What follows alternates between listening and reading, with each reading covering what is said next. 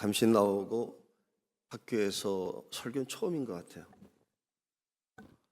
왜 내가 처음 설교를 하지? 이렇게 생각해 봤더니 동기들 중에 튄 친구들이 많아서 내가 조금 밀렸구나 하는 생각이 들었어요. 무슨 말씀을 전해야 되나 기도하는데 하나님이 제 마음속에 여러분에게 주고 싶은 음성이 있는 걸 깨달았습니다. 항상 그 생각을 해요. 인생은 뭔가 할 때 한 번 사는데 70 사는 것도 아니고 벌써 동기들 중에서 8명이 세상을 떠났어요. 50명 중에. 근데 공통적인 거는 한 번 사는데 짧게 사는데 어떻게 살아야 되나라고 하는 생각을 많이 갖게 돼요. 귀하게 살 수 있는 가장 중요한 방법 하나가 뭐냐면 내가 누구지? 라고 하는 겁니다. 정체성. 여러분은 누굽니까? 라고 물어보셔야 됩니다. 최소한 신학생이고 나중에 목사가 될 거고 그러면 신학생으로 살아야 되고 목사로 세움받으면 목사로 살아가는 게 마치게 됐을 때 가치가 있을 겁니다. 그러면 신학생, 목사는 어떻게 살아야 되나라고 하는 거를 물어봐야 되겠죠. 그때 하나를 생각하면 됩니다. 우리는 구별된 사람인데 왜 우리를 신학생과 목사로 만들었을까? 살아계신 하나님이 당신의 마음을 전해주면 좋겠다는 거예요. 세상은 다 세상 얘기만 하는데 누군가가 어디 가서 내 얘기를 좀 전해줬으면 좋겠다. 그래서 때로는 사도, 선지자의 터 위에 교회를 세웠다. 이렇게 표현합니다. 세상 누구도 하나님 마음은 전하진 않습니다. 어찌 보면 하나님의 등진 이야기만 하죠. 그럼 하나님은 이 세상에 우리를 보내서 어떤 마음을 전하기를 원하실까요? 어떤 마음을 여러분들에게 전하려고 여러분 이 자리에 불렀겠습니까? 훈련시키겠습니까? 그때 성경은 하나로 얘기합니다. 에르스 블로를 출발해서 몰트만까지 왔던 얘기 중에 소망을 전하고 싶대요. 세상은 수천 년 동안 뭔지 모르지만 절망 속에 빠져 있었을 때 하나님은 철학자를 통해서도 소망을 얘기했었는데 그 소망은 참된 게 아니더라는 거예요. 소망의 하나님이 주셨던 소망은 역사 속에서 병든 자도 일어나게 하셨고 작은 자를 강하게 하시기도 하고 이런 절망 속에 빠졌던 수많은 사람들로 하여금 일어나게 만들었다면 세상의 모든 분야가 자기 역할이라고 하면서 나갈 때에 하나는 잃어버리고 있어요. 그게 뭔지 아십니까? 소망. 여러분은 이제 여러분 시대로 나가야 될 겁니다. 저희 시대는 50세대의 목회를 했습니다. 오늘도 새벽에 미국 소신 후배 목사님과 얘기하다가 이제 다음 세대의 목회는 80 출생 00 학번들 여자들을 대상으로 목회를 해야지 그 교회가 부흥이 되는데 그들은 어떤 절망이 있을까? 여러분들이 나가서 만나게 될 사람들 많이 얘기하더군요. 3포, 7포, 5포 뭐 다 얘기합니다. 요즘 특별한 세대라고 말하는데 그렇진 않습니다. 2000년 동안, 4000년 동안, 6000년 동안 다 포기하고 살았지.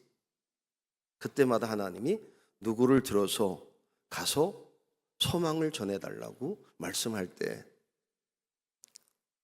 받아들인 사람도 있고 못 받은 사람이 있고 받아들이면서도 무슨 소망이 있겠냐고 요나처럼 얘기한 적 있죠. 이제 여러분들이 나가는 현장을 보게 되면 제가 참 가슴 아픈 게 뭐냐면 목회자들마저도 신학생 때마저도 시선이 절망적인 시선으로 보고 있다는 거예요. 꼭 기억해야 될 게 현실이 절망적이냐? 이건 아닙니다. 시선이지.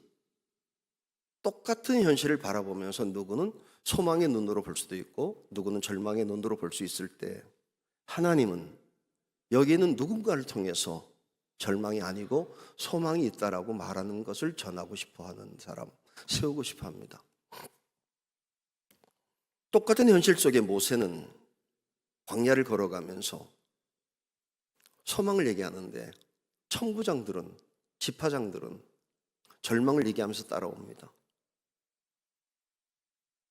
다윗, 골리앗이 쳐들어왔을 때 모두 다 절망이라고 할 때 다윗만 소망이 있다고 얘기해서 나갔던 겁니다. 나는 가끔 다윗 생각하면 참 답답하다는 느낌이 드는 게, 다른 사람들 골리앗과 싸우는 게 참 수월한 거 아닙니까? 그죠? 골리앗과 싸우는 거는 맞추는 건데 골리앗이 크잖아요. 수행지도 아니고 큰 거는 맞추기가 쉽다고. 근데 맞추는 거를 두려움으로 가지면 시작도 못하고 접근도 못해요. 엘리사, 아람 군대가 쳐들어왔을 때 다 두려워할 때 왜 그분들은 두려워하지 않았을까? 밝았을까? 평안했을까? 이제 여러분들이 평생 살아가게 되면서 다 동일한 현상을 만날 때 모든 주변 사람들은 절망이라고 말합니다. 가슴 아픈 거 70년대 감신 왔을 때 우리 교수님들이 한국계 미래는 이제 내려갈 거라고 뭐 합의국수 이런 얘기를 하면서 교회는 끝난 시대가 왔다 이런 얘기를 할 때 잘 모르겠어요. 끝났는지 안 끝났는지 모르겠는데 그런 얘기가 계속 퍼져나가고 있을 때 어떻게 받아들여야 될까 고민했어요. 여러분의 미래는 밝습니까? 어둡습니까? 다시 말씀드리면 현실은 아닙니다. 관점이지.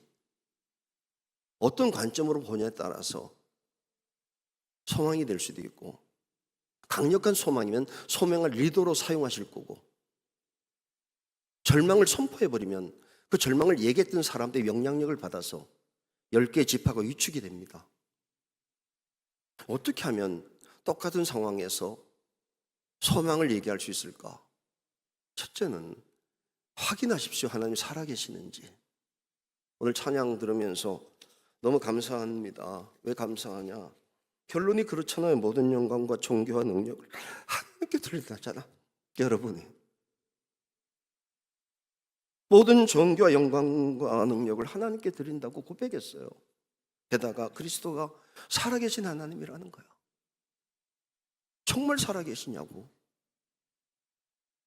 정말 살아계신 하나님 여러분과 함께 계신다면 그게 부활의 능력이라고 말하잖아요. 사도들은 한 가지만 가지고 갔습니다. 부활의 능력, 부활의 권능.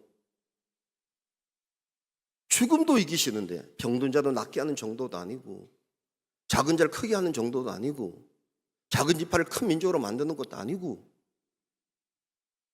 만약에 여러분들에게 죽음도 이기는 하나님의 능력이 함께 20명만 한다면, 감리교 내에 바울 같은 사람 수백 명만 있으면 한국은 바뀌지. 정말 살아계시는 걸 알면 바뀌지. 현장은 중요하잖아요. 하나님이 저희 목회 속에 묘하게 힘든 데를 가라고 했어요. 처음에 잘못 한번 하고 난 뒤에 안수를 받고 대한민국에서 제일 힘든데, 그래서 어디 가냐? 부산 가게 된 거예요. 부산 중에 제일 큰 교회 앞에 가면 힘들다고 그래서 수영록교 앞에 가서 개척했어요. 그 다음에는 전라도 가서, 여기 부평 올 때도 이유는 한 가지였어요. 제가 전도 목사인데 주한 장로교가 제일 강력하다고 그러니 그 앞에 가서 하면 되겠지 뭐. 근데 한 가지는 있었어요. 하나님 함께 하시면. 한번 물어보십시오. 여러분들이 스스로에게. 정말 하나님이 살아계신다면, 그 하나님이 여러분에게 함께 하신다면 여러분의 미래에 밝은 표정일까 어두울까 겁니다. 두 번째 물어보셔야 됩니다. 살아계시는데 여러분을 사랑하는지,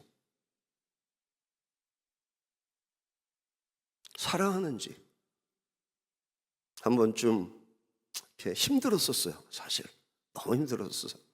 자라나는 시절, 학생 시절 때. 근데 어느 날 하나님이 마음이 주신 게 있잖아요. 내가 너를 총애한다고. 바뀐 건 하나도 없었는데 그거 하나 붙잡고 올 수 있었어요. 어느 날 십자가를 보면서 한 번만이라도 여러분 눈에 예수님이 나를 위해 죽으셨다는 게 믿어져야 돼요. 그러면 돼요. 살아계시는데 예수님 나를 위해 죽을 정도구나. 그렇게 되면 그분이 세상 끝날까지 항상 함께 하겠다는 거예요. 세 번째, 그분이 이런 말씀하시는 거예요. 너를 향한 계획이 있다고. 그게 뭐냐면 약속인데, 언약 신약. 성경 끊임없이 언약을 주면서 너에게 맡겨두고 싶다고, 너 가서 전했으면 좋겠다고. 이 감신동산이 어떤 것입니까? 이 말씀을 통해서 하나님이 끊임없는 수많은 사람들에게 언약을 주었을 때 그게 과거의 사건이 아니라 너에게 주는 사건이라는 것을 기억하고 누군가가 이 언약 하나만 붙잡으면, 그럼 그때부터 하나님의 약속이기 때문에 내가 책임질 건 없습니다. 선언만 하면 되지. 대신 믿음으로. 그때 하나님이 너를 통한 나의 계획이 너를 통해 성취될 거라고 하는 것을 평생 보게 될 겁니다. 2000년 동안 부활의 권능은 너무나 많은 사람을 통해서 보여줬습니다. 요즘 이제 한 2, 3년 목회를 남은 상태에서 기도하는 제목이 하나 있어요. 하나님, 감리교회 30명의 목사만이라도 정말 살아계시고 하나님이 그 사람에게 절대적으로 부르신 언약의 말씀이 있다는 사실을 받아들이고 이후에 어떤 역경과 환란이 있을지라도 붙잡고 가서 마지막에는 부활의 승리를 친히 이루셨다고 하는 사실을 고백하는 것으로 언젠가 목회가 마치게 해주십시오라고 기도합니다. 마지막 한 가지 여러분들에게 주님이 약속하신 말씀을 알려드릴게요. 주님이 그러셨어요. 세상 끝날까지 함께한다. 불렀다. 그러니 어느 곳에 가 있든지 간에 하나님이 함께 하시겠다는 거였어요. 오늘 아침에 후배 한 명인데 설명하면 알아들을 만한 사람이라서 너무, 우리 감신 후배 중에서 군목으로도 가고 자녀가 유명한 대학에 여럿이 가서 책까지 나오고 이러던 친구인데 오늘 아침 새벽에 좀 얘기하다가 그런 얘기를 했어요. 목사님, 2025년인데 지금 교회가 없는데 한국에 2035년에 10년 뒤에 1000명 넘는 교회가 한국에 몇 개나 생길 것 같아요. 그랬더니 단호하게 말하더군요. 불가능하다고. 여러분 아십니까? 2025년인데 2035년에 1000명 넘는 교회가 한국에 몇 개나 생길까요? 저는 알아요. 40개는 넘게 생길 거예요. 50개 정도. 모르시죠? 알려드릴까요? 지금 신도시가 다 들어오고 있는데 대장주, 남양주 이런 데가 딱 계산하면은 나와요. 근데 그게 안 보여 지금. 계산해도 나오는 것까지 안 보이는 세상이 됐어요. 근데 보이는 사람들이 있어요. 독립교회 사람들이. 보여요. 지금 여자 목사가 2000명씩 모이는 데, 강남에서 모이는 데가 있잖아요. 여자 목사가. 낮추자는 얘기가 아니에요. 이제는 80년 출생 00학번 여자가 여성의 눈으로 새로운 눈을 열게 되면 살아계신 하나님을 보일 수가 있어요. 최소한 사회과학적으로 봐도 그런데 다시 얘기할게요. 살아계세요 하나님이. 여러분 사랑해서 여기 불렀다고 그냥 불렀겠어요 여러분을? 계획이 있겠지. 그걸 스스로 차버리지 마세요. 그걸 이루는 여러분 될 수 있기를 주의 이름으로 축복합니다. 기도합니다. 사랑과 은혜가 충만하신 좋으신 하나님, 부활의 권능으로 택하시고 부른 이들을 축복하시고 주님의 약속의 말씀처럼 끝날까지 동행해 주실 줄로 믿습니다. 우리 구주 예수 그리스도의 이름으로 기도하옵나이다. 아멘.